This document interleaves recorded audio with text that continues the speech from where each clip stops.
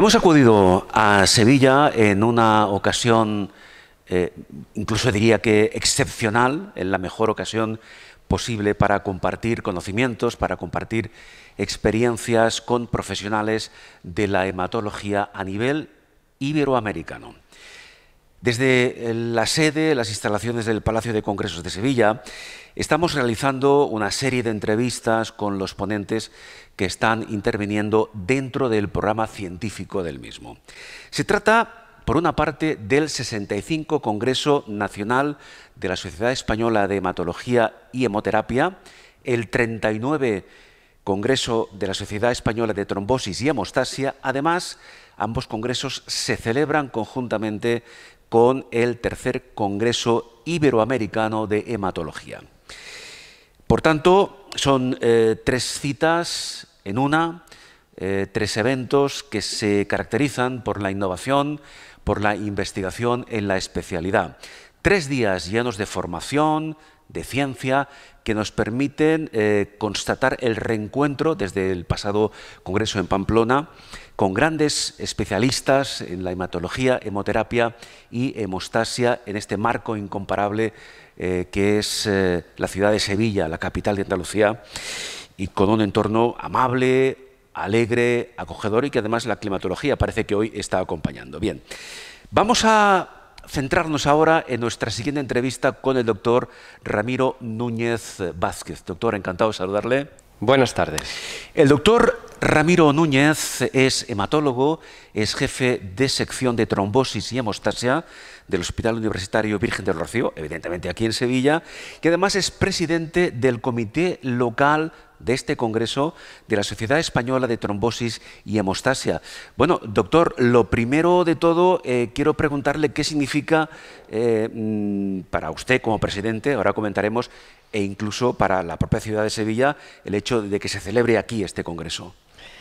Pues para nosotros supone un honor formar parte del comité organizador del Congreso Nacional y un reto al mismo tiempo. Ajá. No podemos olvidar que el Congreso Nacional de Hematología, organizado por ambas sociedades, como bien ha comentado, y este año además coincidente con el tercer Congreso Iberoamericano, pues se marca dentro de la cita anual más importante de la hematología nacional. Sí. Y en ese contexto, pues supone un verdadero, como dije anteriormente, un verdadero reto, Claro.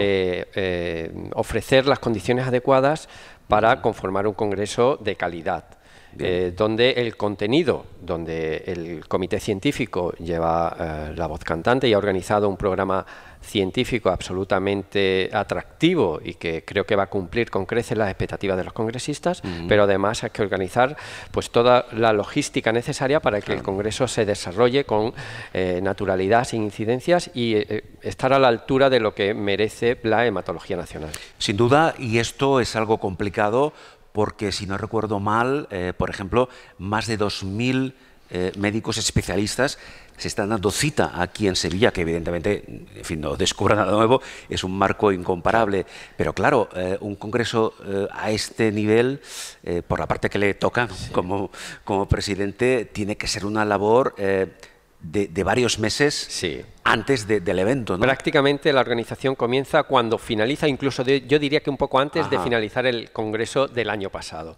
Y a partir de ahí, con reuniones periódicas, es cierto que el departamento de congresos de ambas sociedades pues funciona de manera admirable y que bueno, facilita la labor del comité local, sin duda. Pero aún así, bueno, pues han sido múltiples las reuniones que hemos debido mantener durante todo este periodo de tiempo, de los últimos meses, para llegar a esta cita concreta del 26 de octubre del año 2023, que estaba, como digo, de hace mucho tiempo ya marcada en nuestro calendario. Realmente, durante todo este periodo, además, hemos recibido el feedback de muchos compañeros a lo largo del año, con el interés y yo diría hasta con el deseo de acudir a la cita, ¿no?, que teníamos aquí programada en Sevilla. Y las expectativas se han cumplido, yo diría que con creces. Más de 2.350 inscritos, 800 comunicaciones presentadas al Congreso, distribuidas en más de 60 sesiones formativas. Creo que son cifras pues que, bueno, además el número de inscritos supone un récord con respecto a las anteriores participaciones, con lo cual, bueno, pues da idea un poco de el éxito y de lo gratificante que supone la respuesta que hemos tenido por parte de los compañeros respecto a la cita que teníamos programada. ¿Cómo, a grandes rasgos, entraremos ahora más en el contenido que corresponde a la labor del doctor, pero ¿cuál ha sido, para que nos hagamos una idea desde fuera, porque esta entrevista va orientada precisamente para ayudar a que, en este caso, pues la especialidad sea más conocida, fuera incluso del recinto de este congreso, pero ¿cuál ha sido la fase o el aspecto más complicado de resolver para llegar al día de hoy? Claro. Aquí, bueno, hay dos aspectos bastante diferentes. Por un lado, la conformación del programa científico. Claro. Realmente el programa científico es el esqueleto que sustenta el éxito o el fracaso de un congreso. Sin duda. Sí. Entonces, ese realmente es el reto principal. Y luego hay que dar el continente necesario para que el contenido se desarrolle con normalidad. Aquí tenemos una gran ventaja. En Sevilla disponemos de un palacio de congresos absolutamente excepcional. Sin duda. De hecho, los profesionales que se dedican a la organización de eventos valoran muy positivamente el hecho de disponer de un palacio de congresos que ofrezca tantas facilidades a la hora de conformar sesiones de mayor o menor tamaño, de mayor o menor capacidad, un salón para las sesiones plenarias, grandes auditorios que permiten sesiones plenarias donde acuda todos los asistentes al Congreso. Entonces, en ese sentido, contamos con una gran ventaja. Aún así, hay ciertos condicionantes logísticos que hay que ir puliendo y pues detallando para que cuando llega el momento de la hora de la verdad, pues todo transcurra con normalidad. Pero por lo que veo se ha conseguido resolver. Sí. Hasta ahora llevamos día y medio de congreso y la información que estamos recibiendo, todo el mundo está muy contento, no ha habido ningún contratiempo significativo y todo está transcurriendo como estaba previsto y con toda naturalidad y normalidad. Y además, doctor Núñez, creo que hemos de destacar la grandísima afluencia de público, en su mayoría profesionales, futuros hematólogos, que por cierto que me ha llamado mucho la atención estos días, ayer por ejemplo, que fue el primer día del Congreso, ver la cantidad de jóvenes profesionales. Es decir, que el futuro, el relevo generacional, yo creo que está muy bien orientado, ¿no? Sí, sin duda. Desde los más veteranos ya advertimos a los compañeros que se incorporan a realizar la especialidad ya desde la residencia que el Congreso Nacional es un momento muy adecuado para formarse, porque no en vano aquí se recibe mucha información, información actualizada, información por parte de ponentes de primer nivel que comparten su área de expertise, y eso es un momento que creo que debemos, y así se lo transmitimos a los compañeros que empiezan la especialidad, que deben aprovechar ese momento. Pero, por otro lado, también es un momento para establecer redes colaborativas, no solo para los más jóvenes, sino también para los más seniors. Es decir, se da, digamos, el ambiente adecuado para pues establecer estas redes de trabajo que permitan pues ampliar casuística de determinados proyectos, pues muchas veces la casuística que puede aportar un centro en solitario no es suficiente para obtener una significación estadística, ¿no? Un número apropiado de pacientes. Estos son momentos que propician el establecimiento de esas redes colaborativas o la actualización de esas redes colaborativas. Y todo esto surge en focos como este. Sin duda. Donde se reencuentran profesionales. Reencuentro anual es el momento oportuno para, como digo, actualizar pues esas redes, para seguir formándose, para estar al tanto de las últimas novedades, para abrir nuevos proyectos. Y creo que este es el escenario ideal. Claro, porque esto que ahora voy a comentar no ocurre solo en el campo de la hematología. Creo que en otras especialidades ocurre lo mismo. el presente y el futuro en cuanto, por ejemplo, a nivel de adquirir nuevos conocimientos, a nivel de nuevas líneas de investigación. Es fundamental que existan estas redes a las que se refería el doctor, puesto que el trabajo hoy en día es un trabajo siempre en equipo. Sí, no es un trabajo individualizado, como ocurría en los anales de la historia de la medicina. Sí, probablemente esto ha sido uno de los cambios que más se ha percibido en las últimas décadas, ¿no? Claro. El aspirar a trabajos multicéntricos, redes colaborativas donde participen centros asistenciales de investigación de todo el país, y a veces pues también fuera del país. No, sí, sin duda. No hay que olvidar que en este congreso hay representados 20 nacionalidades, 20 países, porque como bien ha comentado al inicio de la intervención, de la entrevista, contamos con la participación de compañeros de Iberoamérica. Sí, que hace, si no recuerdo mal, el doctor Núñez, más de 30 años que no se celebraba 1992. una nueva edición del Congreso Iberoamericano, por diferentes circunstancias. Pero claro, yo ayer, por ejemplo, a una de las representantes, si no recuerdo mal, era de Paraguay, que subió a hacer su intervención y se emocionaba esta doctora, precisamente por eso, por saber que después de 30 años, de más de 30 años, volvía a celebrarse esta edición de, digamos, de hermanamiento, ¿no? Yo estuve presente y fue un discurso muy emotivo. Correcto, entre la especialidad a nivel español y a nivel iberoamericano. ¿A qué nivel está la hematología en Iberoamérica? A grosso modo. Bueno, realmente yo creo que siempre es buen momento para establecer vínculos, como digo, y para intercambiar información. Sí.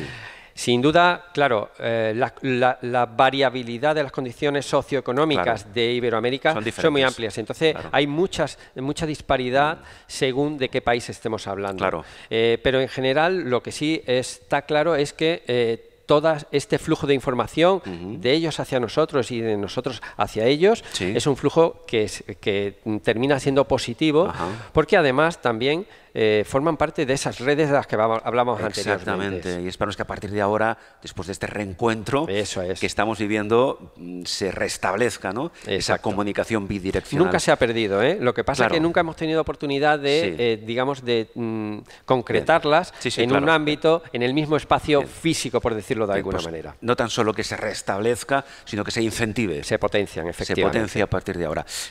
Doctor Núñez Vázquez, después de este preámbulo, una de sus labores, creo que incluso fundamentales en este congreso, ha sido y está siendo la coordinación de uno de los simposios, en concreto el referente a las coagulopatías congénitas hemorrágicas, ¿no? Sí. ¿Qué significa esto? Bueno, pues como dentro de esas múltiples sesiones que forman el Congreso, tenemos una zona que es el programa educacional, donde se actualizan los conocimientos de distintas áreas hematológicas, y luego están los simposios donde se da a conocer proyectos de investigación, novedades terapéuticas, novedades diagnósticas, y bueno, la coordinación de este simposio concretamente ha sido en este sentido, ¿no? La coordinación del área de coagulopatías congénitas hemorrágicas, es decir, de esas patologías relacionadas con la hematología que presentan una tendencia hemorrágica. El máximo exponente, la hemofilia. La hemofilia, efectivamente. Y me gustaría entrar un poco más a fondo en el tema de la hemofilia dentro del contexto de esas coagulopatías congénitas hemorrágicas.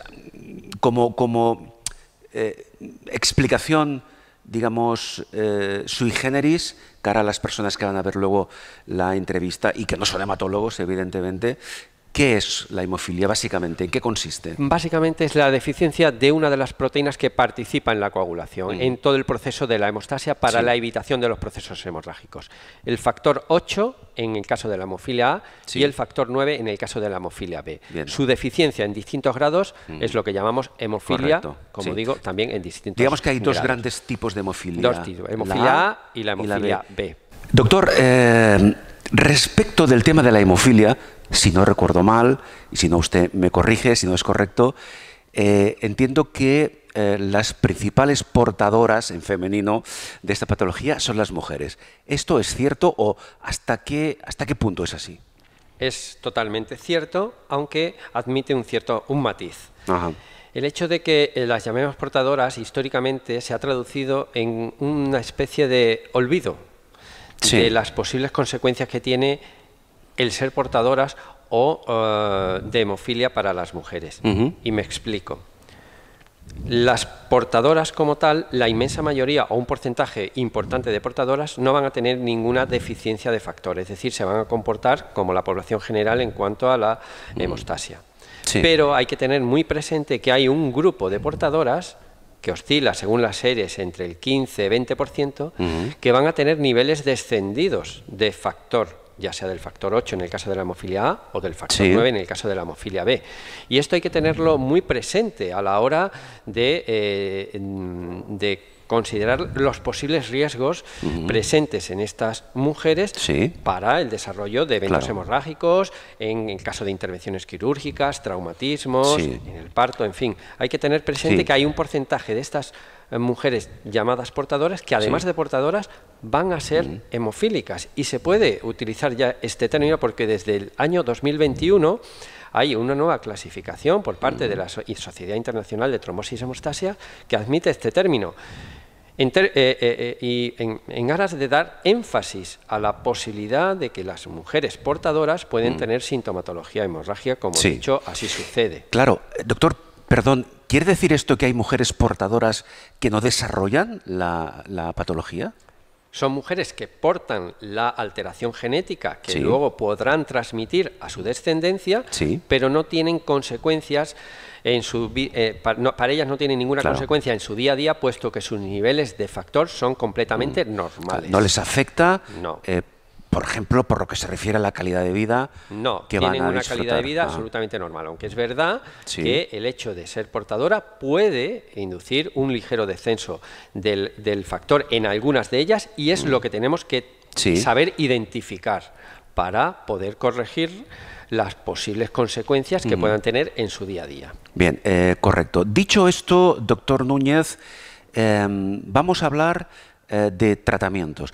Hay que recordar que la hemofilia, al ser de componente genético, no es una patología que va a curarse, vamos a convivir con ella durante todo el resto de nuestra vida, ¿cierto? Efectivamente. Bien, ¿cómo se trata o cómo se ha tratado hasta ahora la hemofilia, y si existe en este momento la incorporación, o se está trabajando, o se está ya abordando la incorporación de nuevos tratamientos que de alguna forma vengan a cambiar el paradigma? Sí. Yo creo que lo podemos resumir, antes de entrar en detalle, en que vivimos un momento muy estimulante en el tratamiento de las personas con hemofilia. Muy bien.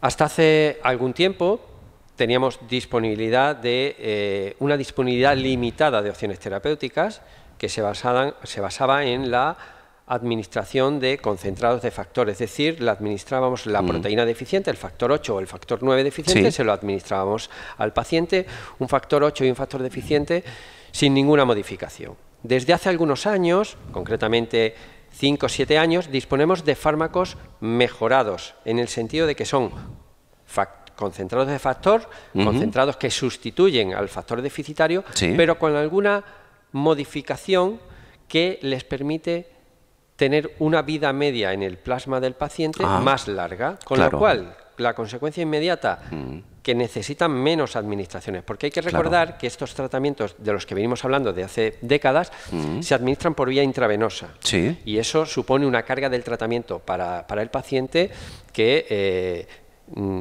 influye en su calidad de vida. Tener que administrarse el factor para un paciente con una hemofilia grave 2 o 3 veces por semana durante todo el año supone un número de administraciones entre 150 y 200 al año, sin duda, que afecta a su calidad de vida, sobre todo teniendo en cuenta que tiene que ser, como digo, intravenosa.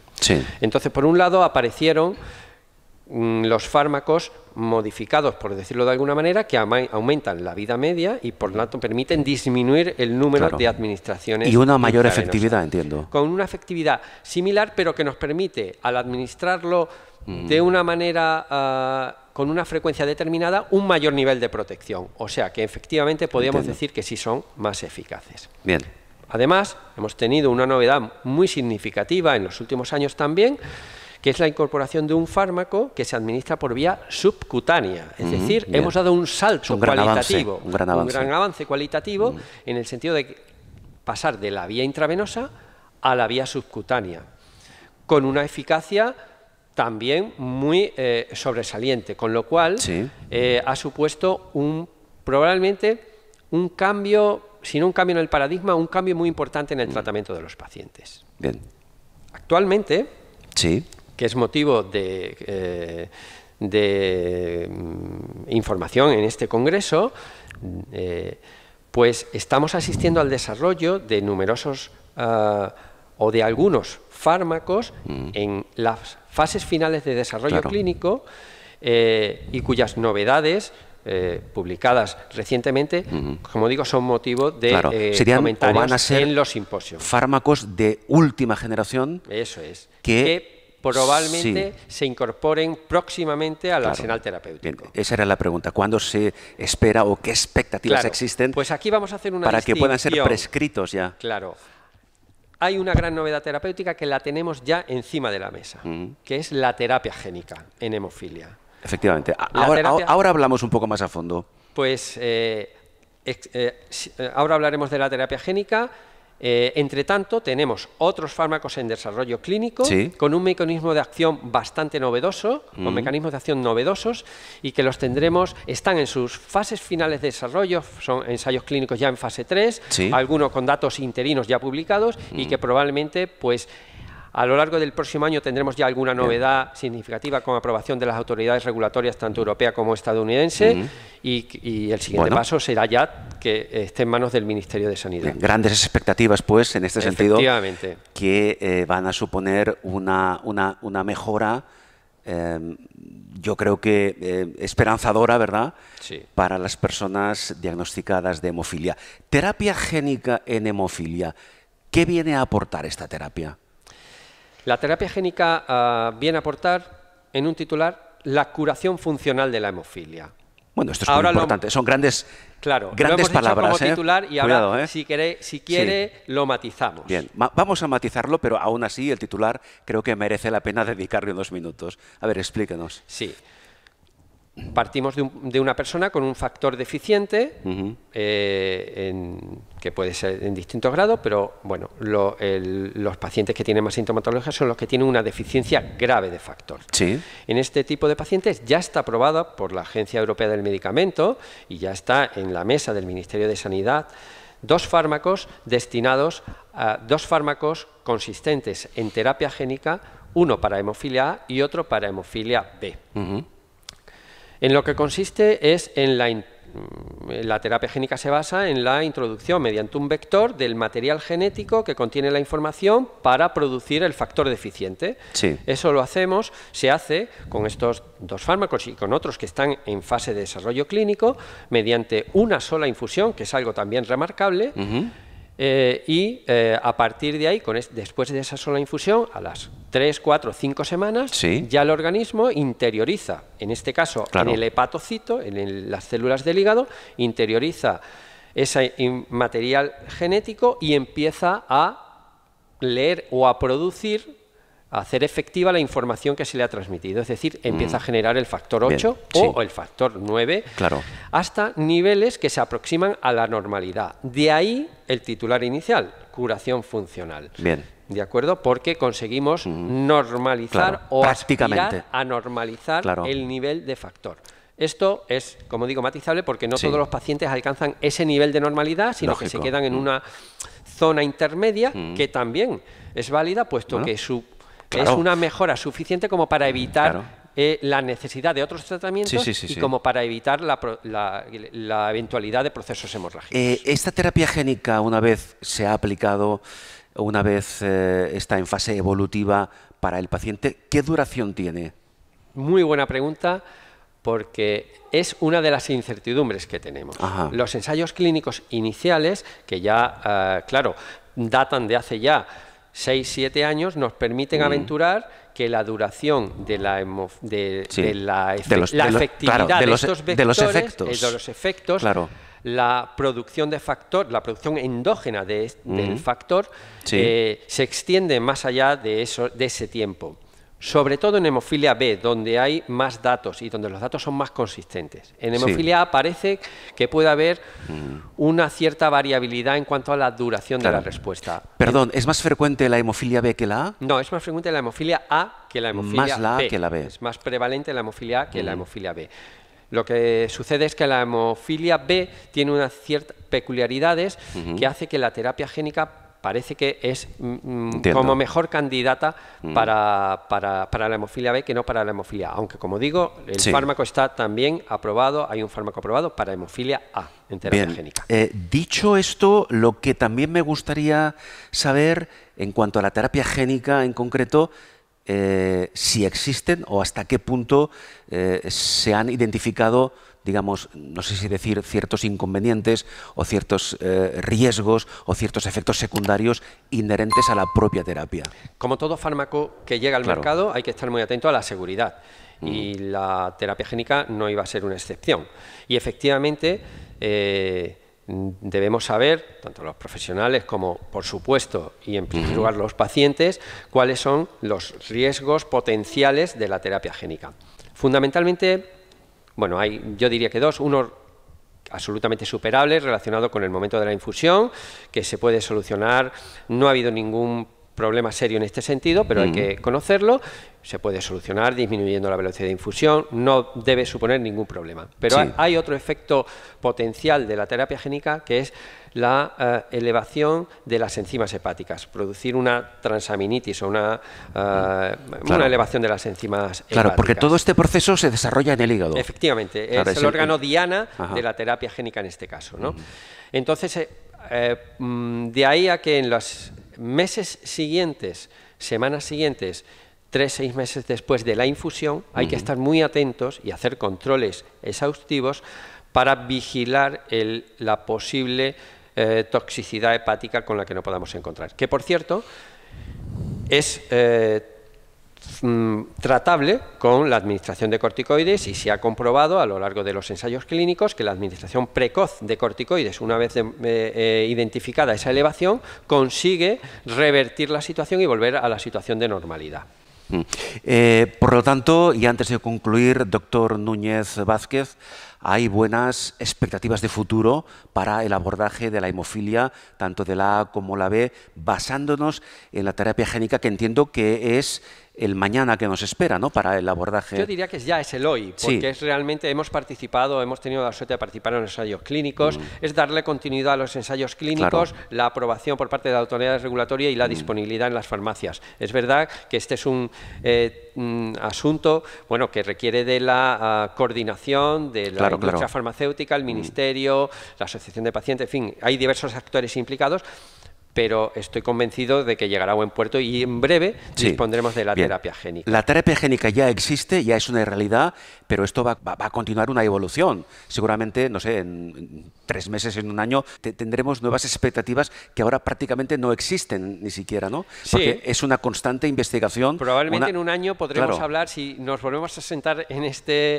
set, podríamos hablar de una novedad que, bueno, pues también se vislumbra, que es lo que llamamos coloquialmente un superfactor, es decir, un factor de la coagulación, un concentrado de factor, pero con una vida media mucho más larga de los que disponemos actualmente. Y en esto se está trabajando ahora ya. Claro.